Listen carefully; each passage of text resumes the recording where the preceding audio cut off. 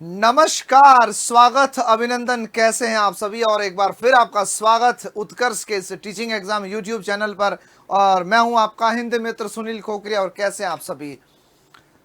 वो क्षण, वो पल जो बरसों पहले ख्वाब सजाए थे माता पिता ने, कुछ महीनों पहले उनको मुकम्मल करने के लिए तुम निकले हो।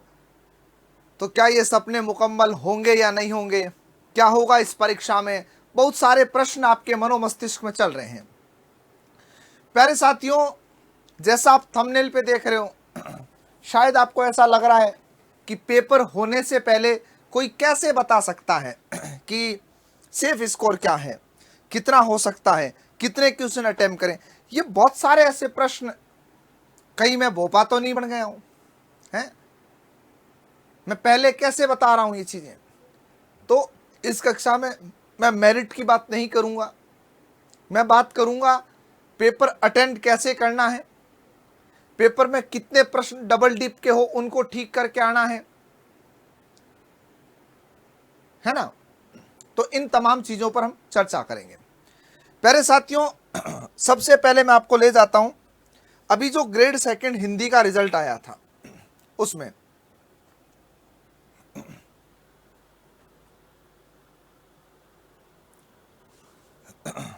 है ना,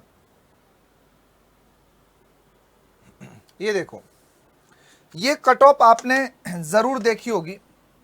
और इस कट ऑफ पर आप थोड़ी नजर दौड़ाइएगा अपने।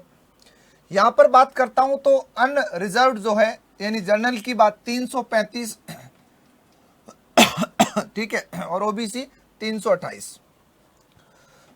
अब सबसे बड़ा प्रश्न ये आता है कि अपन 335 को टारगेट करके बैठे, है ना?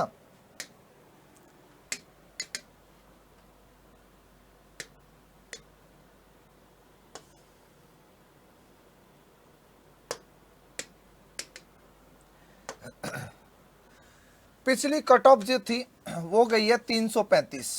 अपन मैक्सिमम पे ही बात करते हैं, ठीक है? 335 का मतलब ये ले लेते हैं सीधा सीधा कि अगर इसको 2 से डिवाइड करता हूं, है ना, तो कुल मिलाकर के 160 से ऊपर का डाटा जाता है। तो अपन ये मान लेते हैं कि भाई इसमें जो है, अगर आप दोनों पेपर मिला करके, किसके, हिंदी और जीके दोनों पेपर मिला करके अगर आप जाते, मैं हिंदी और जीके की बात नहीं, मैं सारे सब्जेक्ट पे आ जाऊंगा, ये ध्यान रखिएगा। तो मैं मानता हूं अगर एक बच्चा हिंदी में 125 क्वेश्चन ठीक करता है, क्या करता है, 125 क्वेश्चन ठीक करता है, मैं इसके स्टेप दूंगा। एक बच्चा हिंदी में 120 क्वेश्चन सही करता है और एक बच्चे का स्कोर 115 से 118 रहता है ना, ये ध्यान रखना है। अब यहां पर 125 कर रहा है, इसका मतलब ये 250 ला रहा है। कितने नंबर ला रहा, काट पीट के 250। और फिर उसको नंबर की जरूरत पड़ती है 85 की, यानी कि अगर वो जीके में काट पीट के कितने कर रहा है, 45, कितने कर रहा है, 45 कर रहा है, तो 45 में 90 नंबर आते हैं, और 90 अगर इसमें जोड़ता हूं तो 340 क्रॉस हो जाता है ना? अगर यहाँ 120 पे आता है तो यहाँ इसका आंकड़ा 50 तक जाता है, और यहां तक आता है तो इसको अपना आंकड़ा 55 तक पहुंचाना है। क्या सर सच में इतने में सिलेक्शन हो जाएगा? देखो, पेपर का स्टैंडर्ड कम तो होना नहीं है, बेहतर ही रहना है। पोस्टें खूब है इस बार, है ना, क्योंकि बाद में और पोस्टें एड ऑन हो गई थी। तो अब बड़ा मुद्दा यह है कि हम पेपर में प्रश्न कितने अटेंड करें। अब सबसे पहले तो आप जब पेपर देने जाओगे तो आपकी मन स्थिति यह क्लियर होनी चाहिए कि आप फिलहाल किस सिचुएशन में हो, है ना। आप अभी जब टेस्ट दे रहे हो तो आपके कितने क्वेश्चंस बैठ रहे हैं। देखो, अगर बहुत अधिक अभ्यास किया है, बहुत सारी मेहनत आपने की है, तो मैं आपको ये बात भरोसे के साथ कह सकता हूं कि आपके टेस्ट से वहां सवाल ज्यादा सही होंगे, है ना, वहां टेस्ट से क्वेश्चन आपके ज्यादा सही होंगे। सबसे पहली बात, जब पेपर अटेम्प्ट करना शुरू करो तो उसको 3 राउंड में बांट देना, है ना, पेपर को 3 राउंड में बांट देना। पहले जो 100% आ रहे हैं उन्हीं को क्लिक मारते हुए आगे चलना है, यह ध्यान रखना है। बिल्कुल भी उलझने वाले प्रश्न पे रुकना ही नहीं है। उलझ रहे हो उस पेज पे, देखो समय खराब नहीं हो और पेपर में प्रश्न छूटे नहीं। जैसे तुमने 22वां सवाल छोड़ा है, तो आप जो पेपर होता है ना, इस पेज में 22वां प्रश्न है, तो इस पेज के ऊपर टॉप पे 22 लिख दो, ताकि वापस ओमार में ढूंढना नहीं पड़े कौन कौन से गोले नहीं काले किए, कौन सा नहीं हुआ है सवाल। तो 22 लिख दिया, 27वां छोड़ा 27 लिख दिया। एक तो ये अटकाते रहो जिससे समय बचेगा। दूसरी बात, पेपर वन वे चलाओ पूरा, जो 100% आ रहे हैं उनको हल करो बढ़िया से, हो गए। अब बैठ के उनके गोले भर दो। फिर उसके बाद में दूसरे में जहां थोड़ा बहुत संशय था उनको हल करो, और हल करते करते तुम्हारे सामने आएगा एक ऐसा खेल जो डबल डिप के नाम से जाना जाता है। अब इन दो ऑप्शन में से एक चुनना है, तो डबल डिप पे बहुत ज्यादा समय नहीं देना है। दो ऑप्शन कट गए, दो में तुम फंस रहे हो, स्किप करो, गोला लगा दो, प्रश्न नंबर लिख दो और बस आगे निकल जाओ। अब जो थोड़े बहुत संशय वाले एक प्रश्न थे उनको हल किए, उनके गोले किए। एक तो ये गोले पीछे कर लूंगा, लास्ट में कर लूंगा, ये प्रेशर अपने ऊपर नहीं रखना है। सवाल हल होते ही एक साथ गोले कर दो उनके। हल होते ही का मतलब ये नहीं कि प्रश्न अटेंड करके गोला कर रहा, प्रश्न अटेंड करके, इससे समय खराब होता है। और फिर डबल डिप पे आओ। अब डबल डिप में कितने अटेंड करें, देखो पेपर का स्टैंडर्ड बढ़िया हो और आप इससे बाहर जा रहे हो। मुझे लगता है मेरे विद्यार्थी, मेरा का तात्पर्य जो हिंदी पढ़े हैं, चाहे वो मुझसे पढ़े या किसी भी गुरुजन से पढ़े हैं, है ना, क्योंकि हिंदी में पढ़ाने वाले एक से बढ़ के एक धुरंधर है राजस्थान के अंदर।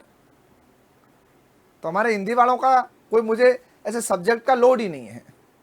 जहां से पढ़े हो शानदार पढ़े होंगे, जिसने भी पढ़ाया होगा ना सच में जम के पढ़ाया होगा, है ना।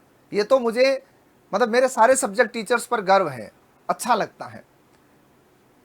इसलिए शायद आप अपनी मेरी क्लास में सुनते होंगे, मैं सभी हिंदी टीचरों की तारीफ करता हूँ, सब बहुत शानदार मेहनत करते हैं और मजा आता है। मतलब किसी बच्चे को शिकायत नहीं है कि हिंदी से लेकर के, है ना। तो अगर ये स्कोर बैठ रहा है तो सर 125 अगर काट पीट के रह रहे हैं और मेरे 8 डबल डिप के हैं, तो क्या करूं, 8 अटेंड नहीं करने डबल डिप के, 3 सवाल डबल डिप के अटेंड करना अगर 125 से ऊपर जा रहा है, मैक्सिमम 4 तक।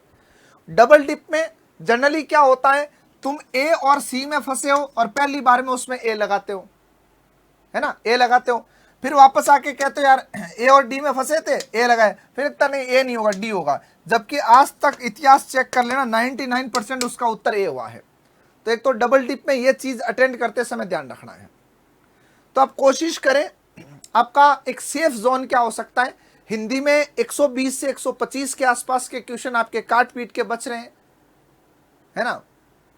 और जब जीके हो पेपर सुबह के टाइम, या जब भी आपका जीके का पेपर लगे, इवन सुबह का ही लगेगा सारी पारियों में, तो सुबह के समय जब जीके पेपर देने जाओ तो आपका मोटो ये होना चाहिए कि आपको कम से कम 45 से 55 के बीच चीजें सेट करनी है।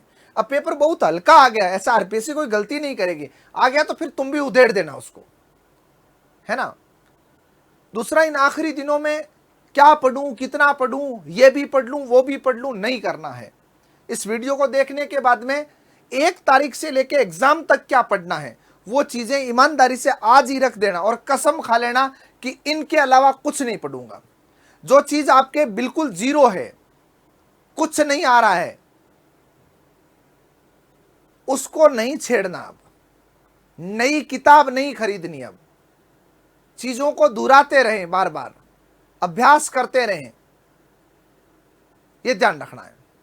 अब लग रहा होगा कि याद कुछ नहीं हो रहा है, सब कुछ याद हो रहा है, दिमाग में स्टोर जो है ना भर रहा है धीरे धीरे। जब एग्जाम हॉल में जाओगे सब चीजें अपने आप याद आ जाएगी।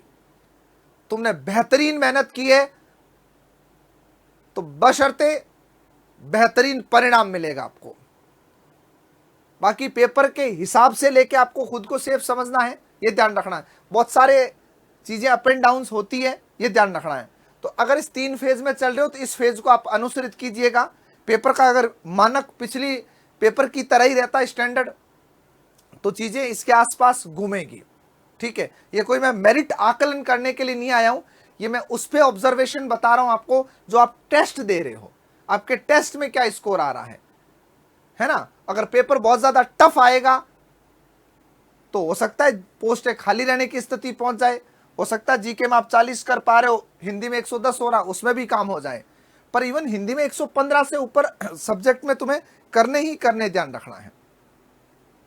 ठीक है, तो बहुत सारी शुभकामनाएं। नमस्कार, धन्यवाद।